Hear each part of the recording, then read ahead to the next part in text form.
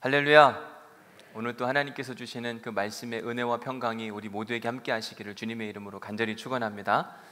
제가 지난 9월 달에 2인 삼각 프로그램에 참여하겠다고 이 사단법인 만사소년에 이렇게 의사를 밝혔더니 그곳에서 8박 9일 동안 해야 할 일정을 소개하는 일정표를 보내줬습니다. 첫째 날은 뭘 해야 되고 둘째 날은 뭘 해야 되고, 그래서 쭉 보니까 이런 흐름으로 가게 되는구나 라는 생각을 해보게 됐는데, 저 일정표를 자세히 살펴보다 보니 이 오른쪽 위편에 이렇게 써 있더라고요. 멘토 박성수, 그리고 멘티는 아무개, 이렇게 써 있는 겁니다. 저보고 멘토라고 이야기하는데 도대체 멘토라는 게 뭘까? 그래서 멘토라는 단어 자체가 영어이기 때문에 영어 사전을 찾아보니까 멘토를 이렇게 정의하고 있습니다. 멘토는 an experienced and trusted advisor. 이 경험이 많고 그래서 지혜가 있는 겁니다. 그리고 신뢰할 만한 조언이 가능한 사람. 이런 정의를 제가 곰곰이 묵상하다 보니까 내가 누군가의 인생 가운데 멘토의 삶을 살 수가 있을까? 내가 그만한 지혜와 신뢰감이 있나? 이런 생각을 저 스스로 해보게 됐습니다. 멘토, 우리나라 표현, 한글로 표현하면 아마 스승이라고 하는 것이 옳다 이렇게 생각이 드는데, 스승이라고 하는 것은 이 바른 것이 무엇인지를 가르쳐서 바른 길로 어떤 사람을 이끌어주는 사람을 우리가 스승이라 이렇게 이야기를 합니다. 우리가 평생 살아가면서 멘토, 스승을 만난다고 하는 것, 딱 한 명의 스승만 있어도 그 사람은 저는 복 있는 사람, 성공한 인생이라고 생각을 하게 됩니다. 누군가가 존경할 만해요. 뭔가를 배우고 싶고 그리고 그의 뒤를 막 따라가고 싶은 그런 마음, 우리 주변에 그런 사람이 있다면 얼마나 좋을까? 여러분 주위를 한번 둘러보십시오. 내 삶의 주변에 내가 스승으로 삼고 싶은 사람이 누가 있을까? 아마 없을지도 몰라요. 저는 2008년부터 2013년까지 에즈베리 신학교에서 선교학을 공부하면서 제 인생의 멘토이자, 그리고 목회자, 닮고 싶은 목회자, 그리고 선교학의 모델이 되는 한 분을 만나게 됐습니다. 물론 그분은 지금 이미 세상을 떠났지만 그분을 저는 자주 생각해보고 묵상해보게 돼요. 그분이 누구냐면 인도의 선교사의 삶을 살았던 이 스탠리 존스라고 하는 선교사님이 계십니다. 저는 오늘 설교 준비를 하면서 그분의 책 순례자의 노래라고 하는 책을 다시 한번 꺼내서 읽게 됐습니다. 읽으면서 많은 생각을 해보게 됐고, 내가 목회자로서 정말 바르게 살아가고 있는가라고 하는 부분을 점검해 보게 됐습니다. 이 존스 선교사님은 1906년 warm heart, 뜨거운 마음, 그리고 world parish, 세계는 나의 교구다라고 하는 이 두 가지 신념을 강조했던 에즈베리 대학교의 그 학교에서 공부를 하게 됩니다. 당시 에즈베리 총장이었던 닥터 하인즈라고 하는 이 교수는 젊은 신학자였던 이 스탠리 존스 학생을 졸업을 했으니까 우리 대학에 좀 머물면 좋겠다 그러면서 이런 편지를 써 보냈습니다. 자네가 우리 대학에서 가르치는 것이야말로 교직원, 학생회, 그리고 지역 주민들의 뜻이자 하나님의 뜻일세. 강력한 이 오퍼를 한 겁니다. 실제로 주변 사람들이 당신이 여기서 머물면서 우리 학생들을 가르치고 우리 학교를 위해서 헌신해주면 좋겠다, 이런 요청을 자주 받기도 했습니다. 참 기분 좋은 제안이죠. 그러나 그 비슷한 시기에 미국 감리교회 선교국에서 이 존스라고 하는 이 사람에게 또 한 통의 편지를 보냈는데, 그 편지 내용이 뭐냐면, 존스, 당신을 인도 선교사로 파송하는 것이 우리 감리교 선교국의 뜻이요 하나님이 원하시는 바입니다. 이제 막 대학을 졸업한 사람에게 두 곳에서 지금 어떤 오퍼를 줬는데 너무 기쁘고 감사한 일이죠. 선택을 할 수 있다, 얼마나 고마워요. 한쪽은 대학의 교수의 자리이고 한쪽은 인도 선교사의 자리입니다. 감사하기도 했지만 곤란하기도 한 겁니다. 옵션이 없이 딱 한 가지면 여기 가야 되나 보다 이렇게 할 수 있는데, 양쪽에서 뭐라고 이야기하냐면 다 하나님의 뜻이래요. 이럴 때 어떻게 해야 될까? 만약 여러분들 같으면, 아니 여러분들의 자녀가 이런 제안을 받았어요. 한쪽은 대학 교수의 자리고 한쪽은 선교사의 자리이고, 여러분들 같으면 어떤 쪽을 선택하라고 권유해 주시겠습니까? 대학 교수의 자리 아니면 선교사의 자리? 둘 다 귀한 자리예요. 뭐 선교사만 귀하냐, 대학 이거는 아니냐, 전혀 그렇지가 않습니다. 우리의 관심과 우리의 이러한 결정에 있어서 중요한 삶의 수단은 뭐냐면 바로 기도일 겁니다. 하나님이 원하시는 대로. 존스턴 교사님도 마찬가지로 자기가 무조건 선택할 수 있는 것 그럴 수 있지만 먼저 이 두 통의 편지를 들고 자기 방에 들어갔어요. 그리고 의자 옆에 자기가 늘 기도하던 자리가 있었는데 그곳에서 무릎을 꿇고 하나님께 기도하는 겁니다. 하나님, 제가 이제 제 인생의 필생의 과업을 선정해야 되는 시간입니다. 가장 중요한 시기, 무엇을 선택해야만 합니까? 하나님이 가라고 하시면 가고, 하나님이 무엇이든지 원하면 제가 그 일하기를 소망합니다. 하나님, 주님의 마음을 주옵소서. 주님이 기뻐하시는 일을 제가 선택하게 하여 주옵소서. 그렇게 간절히 기도하던 중에 하나님께서 뭘 선택하게 하셨다고요? 인도의 선교사, 인도에 대한 마음을 너무 강하게 주시는 거예요. 이런 기도의 응답을 받은 이 스탠리 선교사님은 결국 그곳에 가서 어떤 일을 해야 되는지, 인도가 어떤 나라인지, 그곳에 가면 월급을 얼마 받는지 이런 걸 하나도 따지지 않고 그저 그렇게 배를 타고 항해를 해서 인도 땅을 밟게 됩니다. 그리고 50년 동안 인도에서 자기의 전부를 드렸어요. 책을 다시 한번 읽으면서 많은 생각을 해보게 됐습니다. 그래, 이런 건데 과연 나한테 이런 선택의 기회가 주어진다면 나는 어떤 선택을 했을까? 야, 존스턴 교사님 참 대단하다, 멋있다, 이런 생각을 해보게 되더라고요. 이 선교사님의 믿음이 또 얼마나 좋았던지요.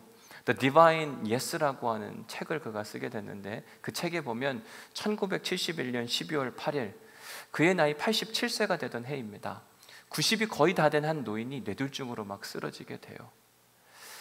그러면서 보스턴 한 병원에 입원하게 됐는데 병원에 입원했으니까 아침마다 간호사가 와서 잘 지내냐 인사하고 또 체크업을 해주는데 들어올 때마다 간호사가 굿모닝 밝게 인사하는 겁니다. 너무 좋은 거죠. 그래서 함께 같이 굿모닝 인사하고 화답을 하곤 했는데 어느 날 이 존 선교사님이 뭐라고 이야기하냐면, 선생님, 이제부터 내 병실에 들어올 때 굿모닝이라고 인사하지 않았으면 좋겠습니다. 그리고 대신 존스, 내가 나사렛 예수의 이름으로 명하노니 일어나 걸으라, 이렇게 인사해 주면 좋겠습니다 라고 부탁을 하는 겁니다. 간호사 선생님이 자기는 기독교인이 일 수도 있고 아닐 수도 있지만 이 병실에서 이렇게 한다는 것 자체가 굉장히 불편한 일이잖아요. 그런데도 불구하고 환자가 간절하게 원하니까 그거 왜 못해요? 그렇게 해보겠습니다. 그리고 그 다음날 아침부터 가가지고 첫 번째 인사가 뭐냐면, 존스, 내가 나사렛 예수의 이름으로 명하노니 일어나 걸으라. 그러면 존 선교사님은 아멘, 제가 그렇게 되기를 믿나이다. 그러면서 매일같이 아침마다 하루를 그렇게 시작하곤 했습니다. 주변에서 그 이야기를 듣던 또 다른 환자들, 그리고 보호자들, 병원 관계자들까지 겉으로 표현하진 않았지만 속으로 비웃는 겁니다. 야, 저런다고 뭐가 달라져?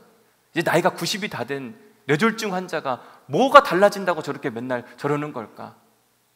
존 선교사님은 그러든지 말든지 매일 아침마다 간호사님이 와가지고, 존스, 내가 나사렛 예수의 이름으로 명하노니 일어나 걸으라. 아멘, 아멘, 그렇게 되길 내가 간절히 소망합니다. 매일같이 그러는 겁니다. 왜 그랬나? 그에게는 믿음이 살아있었는데 사도행전 3장 말씀이 그에게 살아있었어요. 우리 사도행전 3장 6절 8절 말씀 같이 읽어보겠습니다. 시작.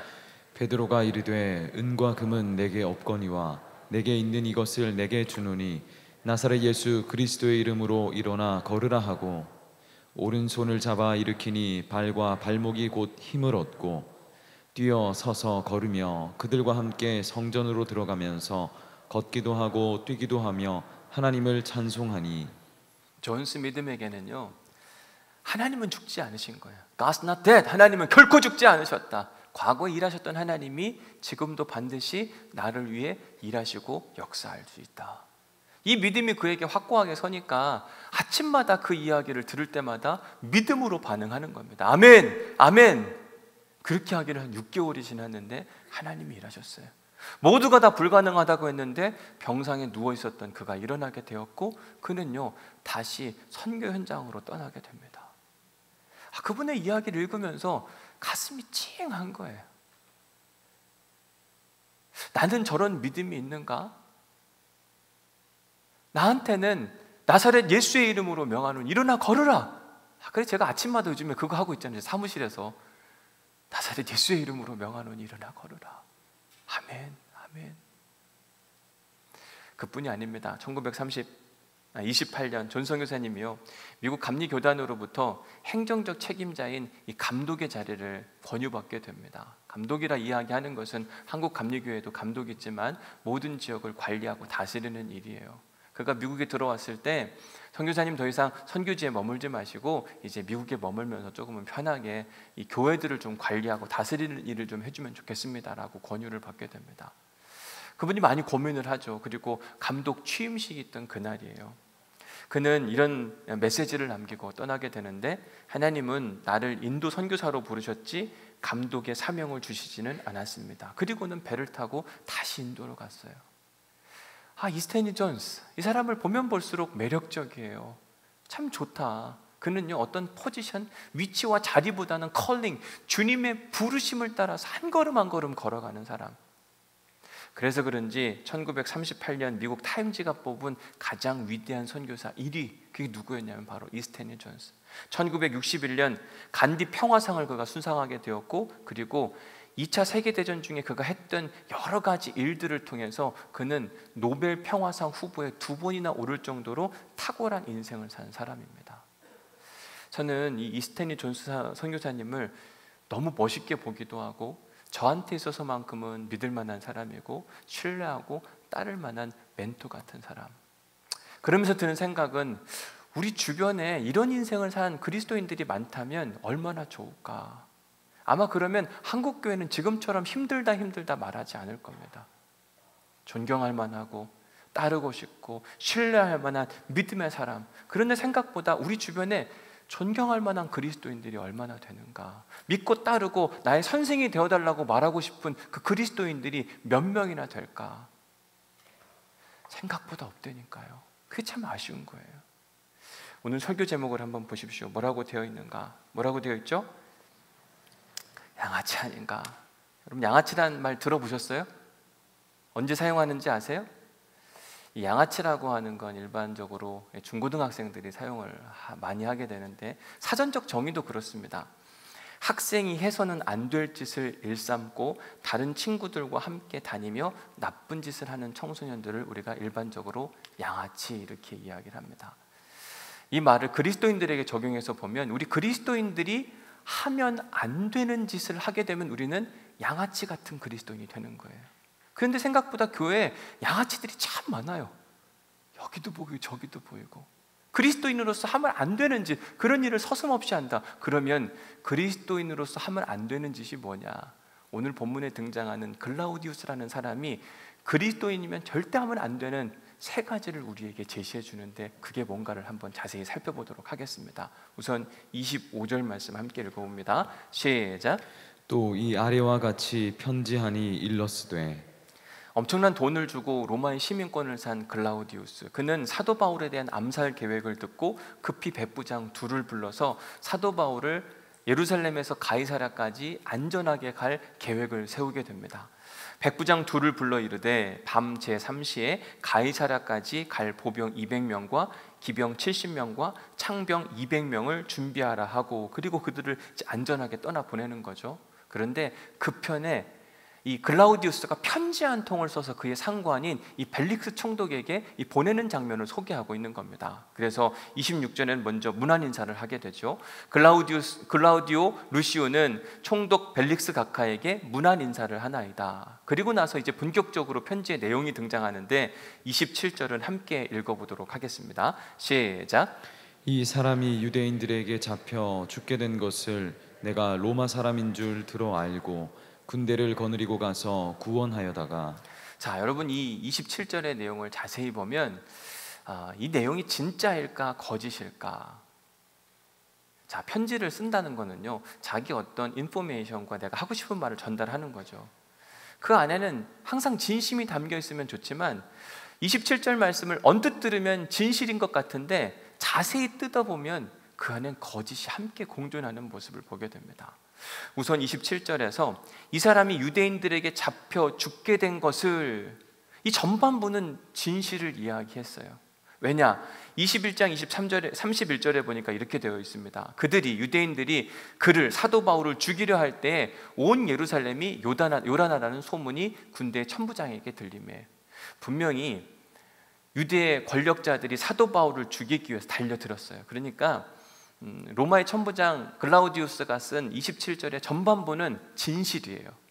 그런데 어디가 거짓이냐면 후반부입니다. 뭐라고 이야기했길래, 내가 로마 사람인 줄을 알고, 바울이 로마 사람인 줄을 알고 그를 구원하려고 군대를 보냈다, 이렇게 이야기를 합니다. 이건 새빨간 거짓말이에요. 왜 그런가? 21장 38절 말씀을 같이 읽어볼게요. 시작.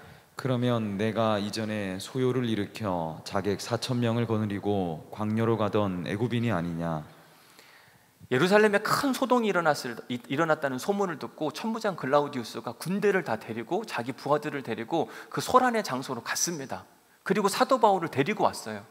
그때 사도 바울을 향한 이 글라우디우스의 추측은 뭐냐면, 이 사람은 얼마 전에 이 예루살렘에 이집트의 자객들 4,000명을 데리고 온 리더로서 막 추정을 하게 되는 겁니다. 그러니까 애굽인 테러리스트라고 추정을 했어요.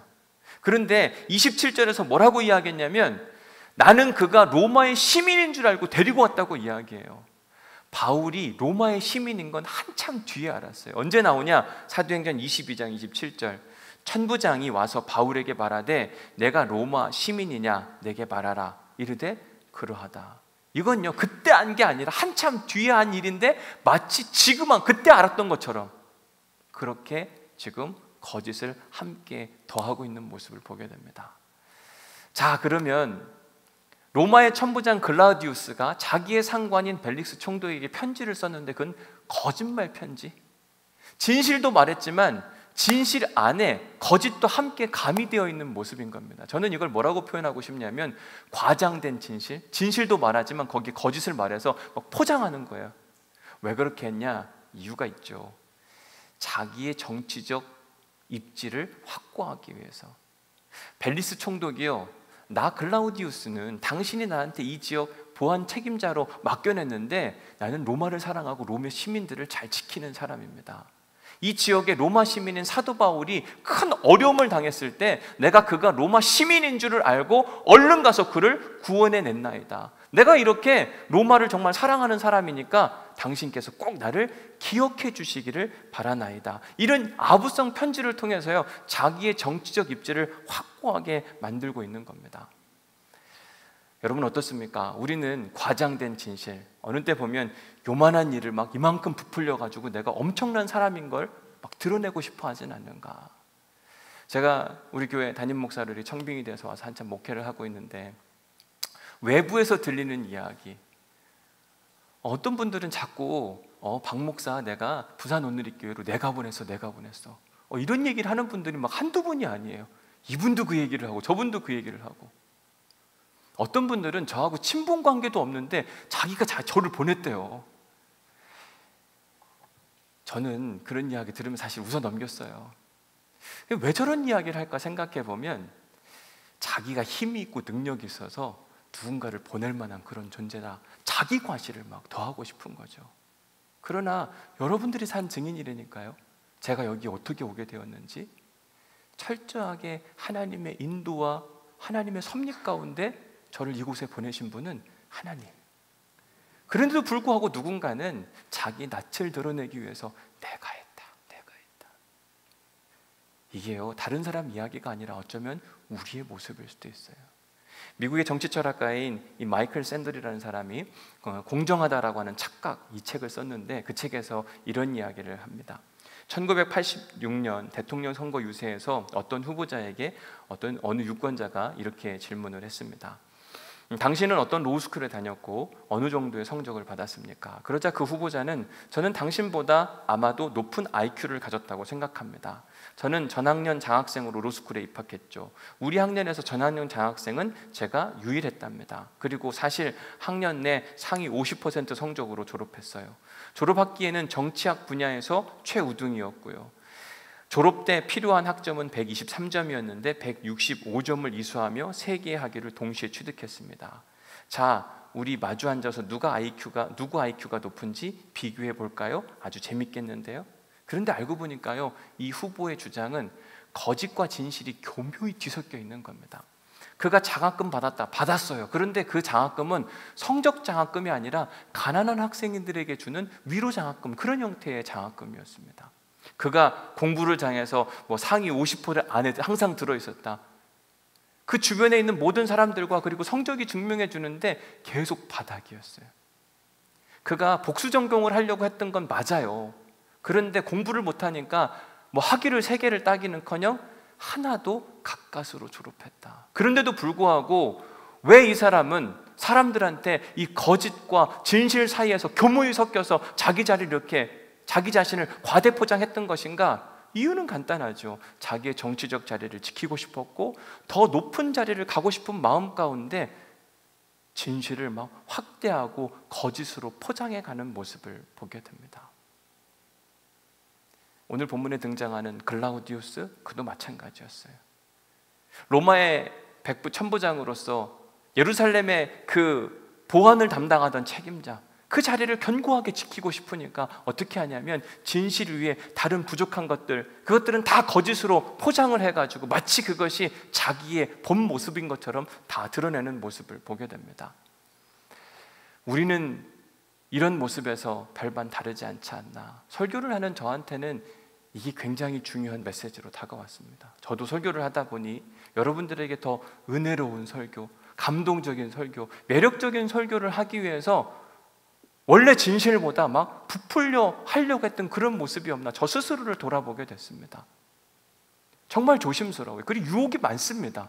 그리고 어느 때는 실제로 내가 글라우디우스 때가 이 모습과 같은 때가 분명히 있었구나. 저 스스로를 점검해 보게 되더라고요. 진짜 조심해야 할 일. 여러분, 양아치는요, 학생이 해야 할 일을 하지 않을 때 그것을 양아치라. 양아치 같은 그리스도인은 그리스도인이 하면 안 되는 짓을 서슴없이 하는 사람들. 그리스도인들은 진실과 정직 가운데 살아야만 하는데 그걸 과대 포장하고 자기의 것이 드러나기를 소망하는 마음으로 뭔가를 발설한다? 그런데 그게 다른 사람들의 이야기가 아니라 어쩌면 나 자신, 우리 모두의 이야기일 수 있거든요. 한번 스스로에게 질문해 보십시오. 나는 양아치 같은 그리스도인이 아닌가? 글라우디우스의 두 번째 양아치 같은 모습이 28절, 29절 말씀에 등장합니다. 같이 한번 읽어보겠습니다. 시작. 유대인들이 무슨 일로 그를 고발하는지 알고자 하여 그들의 공회로 데리고 내려갔더니 고발하는 것이 그들의 율법 문제에 관한 것뿐이요 한 가지도 죽이거나 결박할 사유가 없음을 발견하였나이다. 여러분, 28절, 29절 말씀을 보면은요, 여기에는 거짓도 없고 과장도 없습니다. 예루살렘에 큰 소동이 나서 천부장이 군대를 데리고 갔을 뿐만 아니라 사람들을 불러 모아서 피의자인 사도 바울에게 죄가 있는지 없는지 그 유무를 따져 물었다. 여기에는요, 모든 것이 다 진실만 있지 거짓은 있는 게 하나도 없는 겁니다. 그런데 문제가 있는데 그 문제가 뭐냐면요, 로마의 시민인 사도 바울이 로마 법에 의해서 징계받을 일이 하나도 없다. 그러면 그를 풀어줘야 되거든요. 법에 무죄 추정의 원칙이라는 게 있잖아요. 죄가 없으면 그냥 풀어줘야죠. 밖에 지금 사도 바울을 암살하려는 계획이 있다. 그것 때문에 내가 걱정이 됐다. 그러면 470명의 군인을 동원해서 유대 땅 밖에 안전한 곳에 사도 바울을 조심스럽게 데려다 주면 됐는데 그것조차 하지 않고 지금 로마의 총독인 그 천부장인 글라우디우스가 하는 게 뭐냐면 사도 바울을 이용해서 자기의 정치적 목적을 이루기 위해서 풀어주는 게 아니라 아부성 편지와 함께 지금 예루살렘에서 가이사랴로 이동시키고 있는 모습을 보게 됩니다. 여러분, 사람이요, 누구를 수단, 내 유익과 만족을 위한 수단으로 생각하고 있는 모습이에요. 분명 사도 바울은 죄가 없으면 풀어주면 되는데 글라우디우스는 이 사람의 문제를 가지고 내가 이익을 얻으려면 이거 그냥 풀어주면 안 되겠다. 총독 벨릭스에게 이 아부성 편지와 함께 하면 되게 진짜 큰 유익이 되겠다. 사람을 바라보는데 한 인격체로 바라보는 게 아니라 내 만족과 유익과 성공을 위한 수단으로 바라본다. 쉽게 예를 들어서 제가 담임 목회를 하고 있는데 여러분들을 제 만족과 유익과 제 신분 상승의 수단으로 삼는다고 생각해 보세요. 여러분들 어떤 생각이 드실까? 우리 목사님 머리가 엄청 좋은가 보다. 저렇게까지 할 수 있고. 그럴까요? 엄청 기분 나쁠 거거든요. 근데 그 일을 지금 누가 하고 있냐면 로마의 천부장이었던 글라우디우스가 하고 있는 겁니다. 사도 바울을 자기의 유익과 만족을 위한 수단으로 삼고 있는 겁니다. 마지막 세 번째입니다. 30절 말씀 같이 읽어볼까요? 30절 시작. 그러나 이 사람을 해하려는 관계가 있다고 누가 내게 알려주기로 곧 당신께로 보내며 또 고발하는 사람들도 당신 앞에서 그에 대하여 말하라 하였나이다 하였더라. 천부장 글라우디우스는 이제 편지를 마무리하면서 아마 거짓이 몸에 배어 있나 봐요. 진실을 말하다가도 다시 갑자기 거짓을 은근슬쩍 끼워 넣었습니다. 30절을 다시 한번 보면 그러나 이 사람을 해하려는 관계가 있다고 누가 내게 알려줬다. 이거 맞죠? 누가 가르쳐줬죠?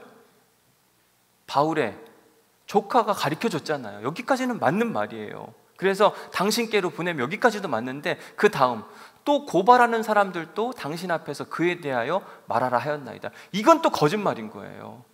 왜냐? 여러분, 이 글라우디우스가 사도 바울이 한밤중에 이송하도록 만들었고 그의 조카에게도 밖에 나가서 어떤 말도 이게 누구에게도 발설하지 말라고 이야기합니다. 그리고 그 한밤중에 은밀한 중에 470명의 군인들을 동원해서 지금 예루살렘을 떠나 가이사랴로 이동시켰어요. 유대인 고발자들, 이들은요 바울이 어디로 가는지 전혀 모르고 있는 상황이었습니다. 다음 날 죽일 생각만 하고 있었는데 지금 천부장 글라우디우스는 뭐라고 이야기했냐면 총독 벨릭스요, 나는 공명정대하게 정치를 하는 사람이고 재판을 하는 사람입니다. 나는 피의자 그리고 피해자 모든 사람들에게 공평하게 기회를 줘서 이 사람을 당신한테 보내고 그리고 억울한 사람들한테는 당신한테 고발하라고 이야기까지 했습니다. 안 한 걸 했다고 지금 이야기하고 있어요. 왜? 자기가 이렇게 괜찮은 사람인 걸 막 자랑하고 싶은 거죠. 그러면서 자기의 정치적 자리를 위해서는 거짓도 서슴없이 막 자꾸 가미하면서 내가 이렇게 괜찮은 사람인 걸 드러내고 싶은 모습을 보이게 되는 겁니다. 양아치라고 하는 게 뭐냐 생각해보면 그리스도인이면 절대 하면 안 되는 짓, 그게 뭐냐면 우리가 과대포장하는 일도 하면 안 돼요. 근데 왜 그런 거 하냐 생각해보면요, 양아치는 다른 게 아니라 결론적으로 보면 이런 거더라고요. 자기밖에 모르는 이기적인 인생을 사는 사람들을 우리는 양아치라 부르더라고요. 과대포장 왜 하나 생각해보면 내 유익과 만족을 위해서. 어떤 사람은 한 인격체가 아니라 내 삶의 수단과 목적으로 삼는 것, 그것도 왜 하나 생각해보면 그것도 내 유익과 만족을 위해서. 몸에 거짓이 밴 것도, 거짓말하는 사람의 특징은 자기 방어를 위해서 하는 거거든요. 자기 유익과 만족을 위해서 하는 거거든요. 철저하게 양아치 같은 인생을 사는 사람들의 특징은 뭐냐면 자기 자신이 우선된 인생을 사는 겁니다. 한번 생각해 보십시오. 나는 양아치 같은 그리스도인이 아닌가 점검해 보셔야만 합니다. 근데 진짜 양아치는 뭔지 아세요? 자기가 양아치인데도 양아치인지 모르는 거예요. 제가 8박 9일 동안 그 학생하고 걷는데 어느 날 이 학생이 저한테 뭐라 그러냐면, 선생님, 자기도 그냥 이상하게 사는 거, 그렇게 건강하게 살지 않는 거 자기도 아는데 자기보다 더한 놈이 있대요. 자기 이런 사람이 싫대요. 그래서 어떤 사람이 싫으냐 그랬더니 자기는 거짓말하는 사람이 진짜 싫다 그러더라고요. 자, 여자친구가 있었는데 자기 배신한 이야기를 하면서 거짓말이 너무 싫다고, 세상에 그런 사람이 어딨냐고. 제가 거들었어요. 그렇지, 거짓말 진짜 나쁜 거지. 그러면 안 되지. 그 양아치나 하는 짓이지. 8박 9일 동안 걷는데 하지 않아야 될 일 중에 하나가 뭐냐면 담배 피는 것이라고 지난주에 말씀을 드렸죠. 그런데 편의점 옆에 있으니까요, 분명히 떠날 때에는 그 모든 행정 담당자에게 담배를 3갑이나 챙긴 거예요. 그러더니 멋있게 탁 갖다 놨더니 안 피겠다고, 참아보겠다고. 출발하기 전에는 저랑 둘이 있으면서 편의점에 가서 몰래 담배를 사가지고 어디가 가서 피고 오는 거예요. 이게 담배 안 피는 사람은 담배 피는 냄새, 담배 냄새가 기가 막히게 알거든요. 그러면서도 와서 뭐라고 이야기하냐면, 여기는 핸드폰하고 담배만 있으면 최고, 자기는 계속 할 수 있을 것 같아요. 담배를 피고 오는데도 불구하고 자기는 담배를 안 핀 것처럼 이야기해요. 그러면서 저한테 하는 이야기가 뭐냐면 자기는 거짓말하는 사람이 너무 싫대요. 거짓말하는 사람이 자기가 거짓인 것을 알지 못하는 일들이 너무너무 많아요. 내가 그리스도인으로 살아가면서 양아치 같은 짓을 많이 하는데도 불구하고 오늘 설교를 들으면서도 이게 내 얘기는 아닌 것 같고 어느 권사님이 들으면 좋겠다, 어느 장로님 왜 그러시는지 모르겠다. 이미 양아치예요. 우리 스스로 우리 자신을 점검해 봐야만 합니다. 나는 내가 그리스도인으로서 하지 않아야 될 일을 혹여나 지금도 하고 있지 않은가. 특별히 오늘 진실에 대한 이야기, 과대포장에 대한 이야기, 남을 내 유익의 수단으로 삼는 이야기, 우리가 한번 스스로 점검해 보고 이번 한 주간만큼은 믿음으로 양아치 같은 인생이 아니라 신실한 그리스도인으로 살아갈 수 있는 우리 모두가 될 수 있기를 주님의 이름으로 간절히 축원합니다. 자, 우리 오늘 은혜 받은 말씀 한번 적어보도록 하겠습니다.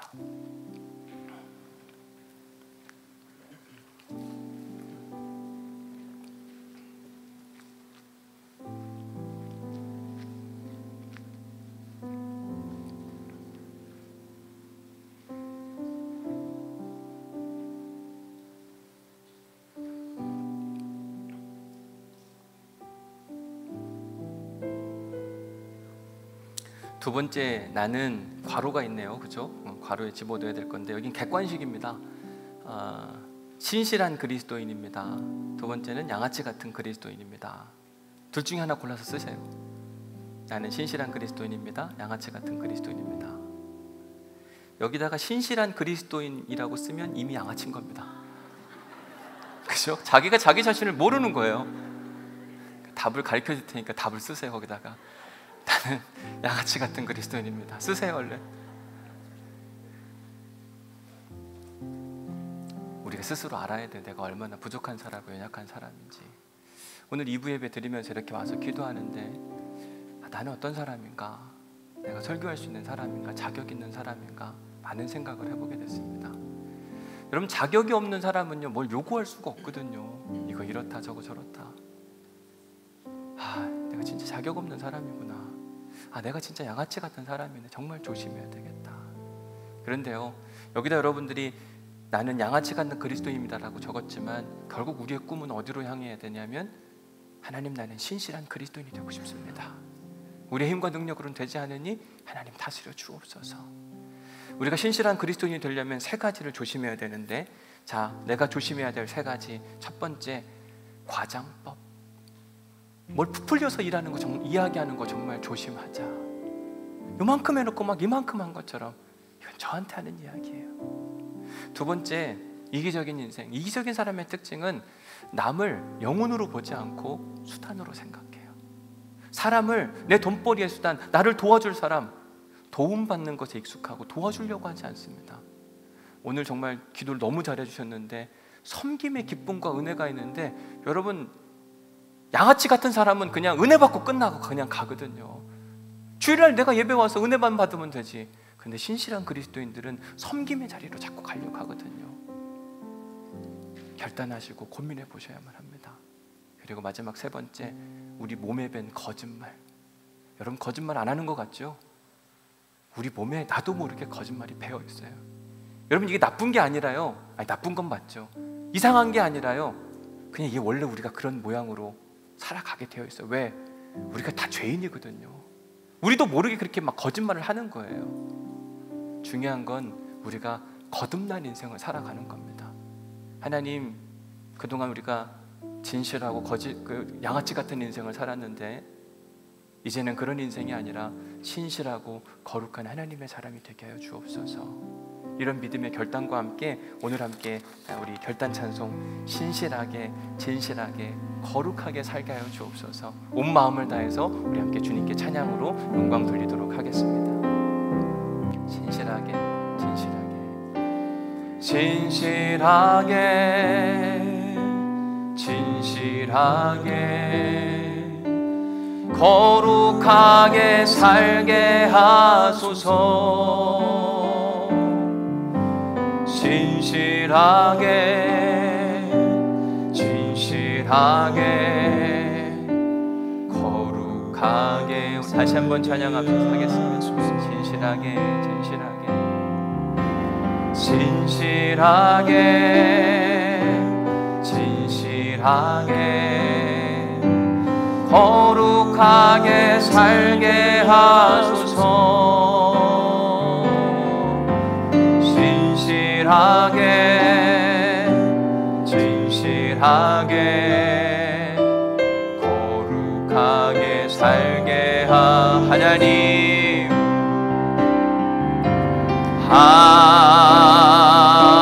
하나님 나의 마음 만져주소서. 하나님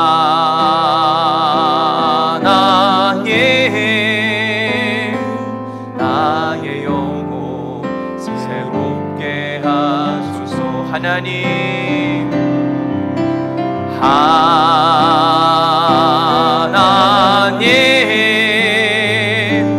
나의 기도 들어주소서.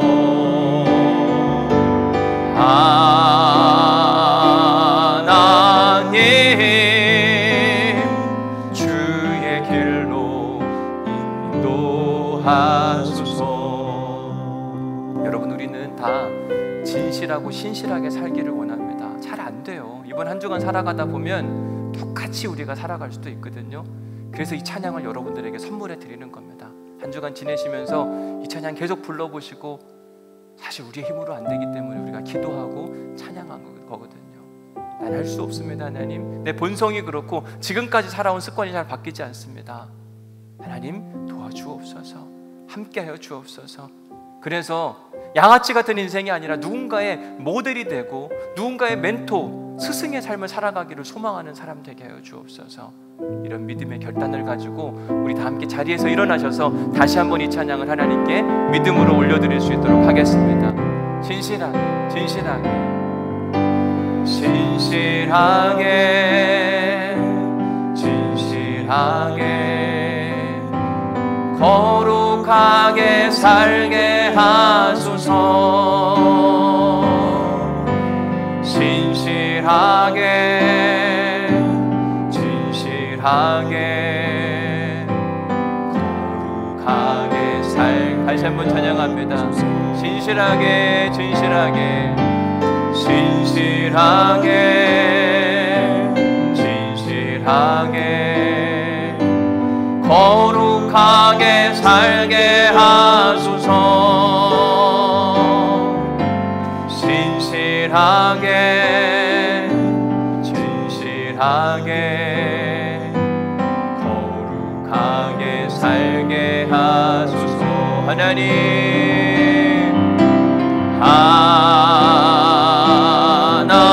하나님 나의 마음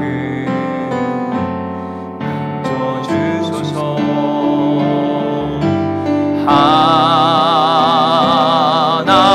하나님 나의 영혼 새롭게. 하나님 주님 우리의 기도를 들으시고 하나님 나의 기도 들어주소서.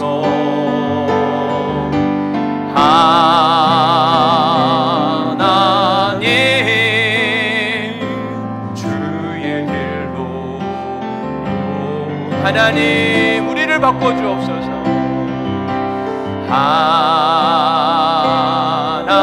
하나님 나의 기도 들어주소서.